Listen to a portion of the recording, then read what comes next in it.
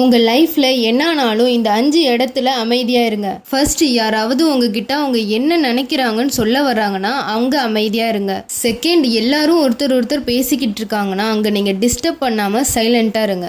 Third, யாராவது நீங்கள் சொல்ல வர்றதை கேட்கலன்னா அந்த இடத்துல நீங்கள் அமைதியாக இருங்க. நீங்கள் சொல்கிறது அவங்களுக்கு கேட்கணும்னு அவசியம் இல்லை. ஃபோர்த்து, ஒரு கேள்விக்கு பதில் தெரியலன்னா அமைதியாக இருங்க. ஃபிஃப்த்து, ஒரு நல்ல மூமெண்ட் எக்ஸ்பீரியன்ஸ் பண்ணுறீங்கன்னா அங்கே அமைதியாக இருங்க. உங்களோட ஃப்ரெண்ட்ஸே உங்களுக்கு அகெயின்ஸ்டாக ஏதாவது பண்ணிட்டாங்கன்னா திட்டாதீங்க, கோவப்படாதீங்க. அதுக்கு பதிலாக அவங்கள பார்த்து ஸ்மைல் பண்ணிட்டு போயிட்டே இருங்க.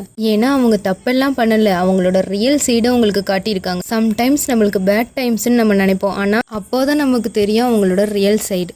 இந்த 5 விஷயத்த உங்கள் லைஃப்பில் என்றைக்குமே அதிகமாக பண்ணாதீங்க. ஃபர்ஸ்ட், அதிகமாக பேசக்கூடாது. ஒரு வேளை நீங்கள் அதிகமாக பேசுனீங்கன்னா ஒரு கட்டத்தில் போய் சொல்லுவீங்க. செகண்ட், அதிகமாக யோசிக்கக்கூடாது. ஒரு வேளை ஓவர் திங்கிங் பண்ணீங்கன்னா டிப்ரெஸ் ஆகிடுவீங்க. தேர்டு, ரொம்ப அதிகமாக அழுவக்கூடாது. அப்படி அழுதிங்கன்னா உங்கள் ஹெல்த் வீக் ஆகிடும். ஃபோர்த்து, ஒருத்தவங்க மேலே அதிகமாக நம்பிக்கை வைக்கக்கூடாது. அப்படி வச்சா அவங்க துரோகம் பண்ணுறப்ப உங்களால் தாங்கிக்க முடியாது. ஃபிஃப்த்து, அதிகமாக ஒர்க் பண்ணக்கூடாது. 12 மணி நேரத்துக்கு மேலே ஒர்க் செய்கிறதுனால ஸ்ட்ரெஸ் வருதுன்னு ரிப்போர்ட்டே சொல்லுது. இதுலேருந்து நான் என்ன சொல்ல வரேன்னா, இதில் எது அதிகமாக இருந்தாலும் அது உங்களை தான் காயப்படுத்தும். இந்த 4 விஷயம் உங்கள் ஃப்ரெண்டு கிட்ட இருந்துச்சுன்னா அவங்க தான் உங்களோட உண்மையான ஃப்ரெண்டு. ஃபர்ஸ்ட், நீங்கள் எப்படி இருந்தாலும் என்ன சொன்னாலும் உங்களுக்காக அட்ஜஸ்ட் பண்ணிட்டு உங்கள் கூட இருப்பாங்க. செகண்ட், உங்களுக்கு ஒரு பிரச்சனைனா முன்னாடி வந்து நிற்பாங்க. தேர்டு, நீங்கள் ஒரு தப்பு பண்ணி ஒரு பிரச்சனையில் இருந்தாலும் உங்கள் சைடு தான் நிற்பாங்க. உங்களுக்கு சப்போர்ட் பண்ணுவாங்க, உங்களை திருத்த பார்ப்பாங்க. ஃபோர்த்து, நீங்கள் எங்கே கூப்பிட்டாலும் உடனே வருவாங்க. என்ன ஏதுன்னு பெருசாக கேட்க மாட்டாங்க. ஏமாறாமல் இருக்கணுமா, எதையுமே எக்ஸ்பெக்ட் பண்ணாதீங்க. அடி வாங்காமல் இருக்கணுமா, ரொம்ப பேசாதீங்க. காயப்படாமல் இருக்கணுமா, ரொம்ப உண்மையாக இருக்கிறத நேசிங்க.